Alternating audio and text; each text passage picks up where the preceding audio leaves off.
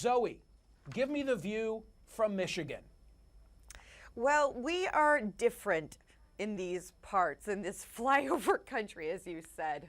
No, I kid. Look, voters here in Michigan are just as divided as the country feels, just as divided as some of the polling that you've said, and that's why we were a swing state. So I think if you really want to look at Michigan sort of as a microcosm of the country, look to the 8th congressional district. That is Alyssa Slotkin, a freshman Democrat, won in 2018 in a congressional district that went for Trump in 2016. One of the 6 freshmen who signed on to the sort of now infamous Washington Post op-ed saying why they were voting for an impeachment inquiry. And the fact that she did that as a moderate Democrat, I think, in the state of Michigan was telling. In the latest data that I have for your state, 51-42, 51% saying no, don't remove him for this, 42% saying yes. It probably is similar to what his approval and disapproval numbers are in your state, no? You're absolutely correct. And look, I mean, for those of us who cover this, who day in, day out are reading the headlines, are, know the instant that someone tweets, sure, it all feels like someone should have a decision being made or know exactly what they think about impeachment. But for voters who have regular jobs in manufacturing or agriculture, 2 of the biggest, economic drivers here in the state, impeachment is not the #1 priority for them every single day. And so again, it is early days. We just saw the formal vote this past week. There have not even been these open hearings yet where we'll actually be able to see some of these transcripts. So I think folks are cautious, right? The polls showed that they were interested in seeing an inquiry, but are still concerned about the actual idea of impeachment or removal. And I think probably for a lot of voters across the country, taking it slowly, better understanding the issues is where they're at. And there isn't this fervor like there is for those of us waiting to see what the next thing is that happens, right? Molly, when I interview pundits, pollsters on my radio program, and I ask them to prognosticate about 2020, often they'll say to me, well, if you could only tell me what happens in Wisconsin, I could tell you who the next president will be. Give me the lay of the land in your great state. Yeah, so the issue of impeachment has, like Zoe said, split our state too. But that's relatively new. A few months ago in April, there was a similar question posed in a poll here about impeachment and removal, and I think only about 29% supported that idea at the time in April. So now we're seeing about 49% don't want to impeach or remove, and 46 do. So you're seeing a split state, but that also reveals a growing support for it as well.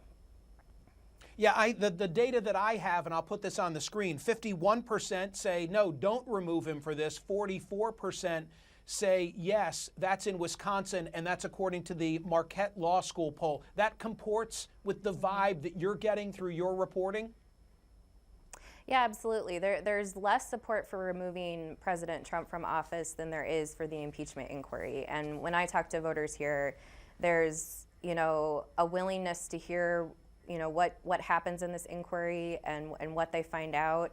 There seems to be less enthusiasm for actually the idea of removing the president from office. But overall, I also don't get the sense that the impeachment issue is top of mind for a lot of voters that I talk to here. Terry Madonna from the Commonwealth of Pennsylvania. Give me the lay of the land. Well, Michael, the lay of the land in a Franklin and Marshall College poll just recently released, 57% of Pennsylvania voters do support the inquiry, but only 21% of Republicans do, 85% of Democrats do. As the other folks have indicated, there's huge polarization, with Democrats overwhelmingly supporting it and Republicans underwhelmingly supporting it. In the New York Times Siena College survey just released, only 45% of Pennsylvanians support impeachment and removal. 45%. Put another way, 52% say no. That's pretty consistent with the national polls that show, you know, in the 52, 58% range support for the inquiry. But the national average is about 47, 48% that support impeachment and removal.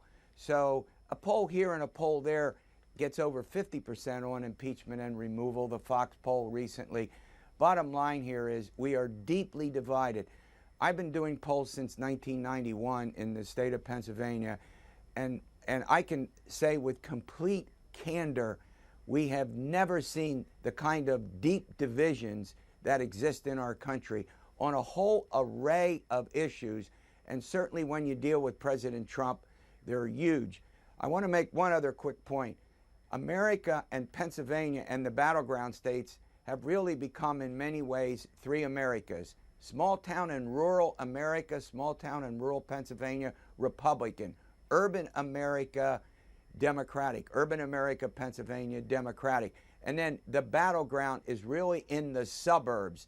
That's why the Democrats won the midterm election last year, because they swept the suburbs, giving them 40 seats in the Federal House of Representatives, many of them from, of course, suburban America.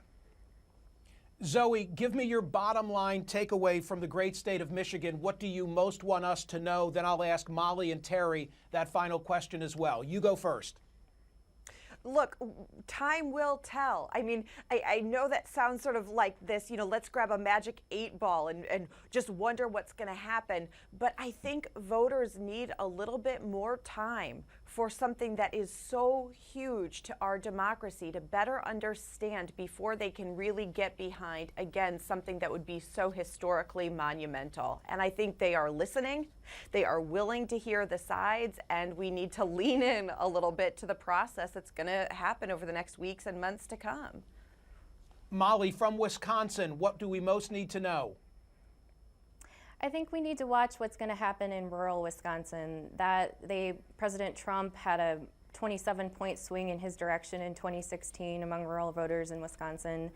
And there's an issue of tariffs hitting the dairy industry here right now, and we're seeing a lot of dairy farms close. So I think Republicans and Democrats are just watching what's happening in rural Wisconsin and how they also react to this impeachment inquiry. We'll see. Terry Madonna from the Keystone State, what do we most need to know? Well, I think we need to see how impeachment plays out. It looks like he's obviously going to be impeached in the House. There'll be a trial in the Senate. We'll have to see how that affects voters. Pennsylvania was won by President Trump in 2016 by 0.7%, put another way, by 44,000 votes. The critical areas will be President Trump's support in the old mining and mill towns where the industries that once predominated America, like coal, iron, and steel, gave Donald Trump the victory in Pennsylvania. And so we're going to have to see what the enthusiasm level remains with his base as we go through this entire process. And then you have the economy. Right now the economy is good, but it doesn't seem to move Democrats at all towards the president. What happens if the economy goes south? We could have a foreign policy crisis. We're 12 months, away from the election, a little more than 12 months. When it's all said and done, what will independent voters do? Can the president somehow, some way, move some independents in his direction? Let me remind everybody, 137 million votes cast in 2016, 77,759, according to the Cook Political Report, in your 3 states, determine the outcome of the election. Well, what's next for the impeachment process? The Democrats who run the House of Representatives may decide, there's just not enough here for the House Judiciary Committee to vote articles of impeachment, and they'll just close the investigation. Another possibility is that the House Judiciary Committee does vote articles of impeachment, and then the full House will have to vote on whether Donald Trump will be impeached. Now, if there is a majority in support of impeachment, Donald Trump doesn't lose his office. That's like a formal charge. It's like an indictment. So if Donald Trump is indicted the way Bill Clinton was impeached, then the case will go to the United States Senate. There has to be a trial presided over by John Roberts, the Chief Justice of the United States. And after that trial, the Senate will have to vote on whether to convict Donald Trump. It takes 2/3, 67 votes in the Senate, to remove a president from office. I think most people believe, at the end of the day, there is almost no chance that Donald Trump will be convicted in the Senate. So the question that is on everyone's minds is, what will the effect of this whole impeachment process be on the 2020 election? Wearing his now signature round sunglasses and a gray suit, Roger Stone, a friend and former advisor to President Trump, found out when he's going to trial. Morning. Federal Judge Amy Berman Jackson, who sentenced Stone's former lobbying partner Paul Manafort to prison just yesterday, set a November 5th trial date for Stone, who's accused of lying about his attempts to secretly contact WikiLeaks in the lead-up to the 2016 election. The judge also said she's still reviewing whether Stone violated his gag order after he recently released a book slamming the special counsel's investigation. In the courtroom today, a prominent member of the special counsel's team who will soon be departing, prosecutor Andrew Weissman. Weissman is expected to leave the Department of Justice soon to take a teaching job at New York University, a source tells CNN. Weissman served as the lead prosecutor for the Virginia trial against Manafort, where Manafort was convicted of 8 felonies and ultimately sentenced to nearly 4 years in prison. His departure is the latest sign that Robert Mueller appears to be wrapping up his investigation. While it is still uncertain when exactly the investigation will come to an end, The yeas are 420. the House today, in a rare show of bipartisanship, The nays are 0. unanimously passed a resolution calling for Mueller's report to be made public. It is essential that when the Mueller report comes out, the entire report and the evidence behind it be released, certainly to Congress and as much as possible to the public. Though it passed 420 to 0, it was a largely symbolic vote, since the Senate is not expected to take it up. Everybody makes spelling mistakes, all right? Everybody does. I do, everybody does. But on Twitter, Donald Trump makes a lot more of them than most people. Just this week, he misspelled Republican and unfair. But those are hardly the worst examples. We have seen countless absurd spellings from the commander-in-chief. He has called showbiz shoebiz, there's hamburgers, there's the smocking gun, there's a lot of these, even misspelling his wife Melania's name. And he's been ridiculed for it by late-night comics. I think you got a couple of typos on that shirt. No, this was taken verbatim from one of your tweets, therefore it's correct. That's the thing, death of truth, right? It's actually not that funny. I know English teachers are horrified by the president's poor form. Lots of other people are embarrassed by it too. But I've never seen anyone do a comprehensive study of his spelling errors or look at what they mean. So that's where FactBase comes in. FactBase is this excellent website that has every single word the president says, some other politicians as well. It looks at all of Trump's tweets, even the deleted ones, for this database of typos and other screw-ups. So we gave President Trump the full benefit of the doubt. These researchers only counted true misspellings, homophone swaps, and incorrect multi-word phrases. So here's what the researchers found. On average, Trump makes a spelling error at least 1 out of every 5 days. And since taking office, he's made at least 188 of them total, more than 188 spelling errors on Twitter. Now, what do we compare this to? Let's take a look at Trump's family members to compare to, let's take a look at the 2020 Democratic candidates as well, and just see how Trump compares. Well, this says it all. Someone like Andrew Yang, 14 mistakes. Bernie Sanders, 3 misspellings. Obama, 0. This is during the time since Trump took office. Donald Trump Jr. tweets a lot, so he's had 90 mistakes. But generally, all these politicians, they get it right. They're careful. They pay close attention to what they're tweeting. President Trump is really the odd man out on this, with constant misspellings on his feed. But it hasn't always been this way. Look, in 2015, only 18 misspellings, only 18 errors. But there's been a huge spike since he took office. Of course, if you can't get the small stuff right, people worry about the big stuff.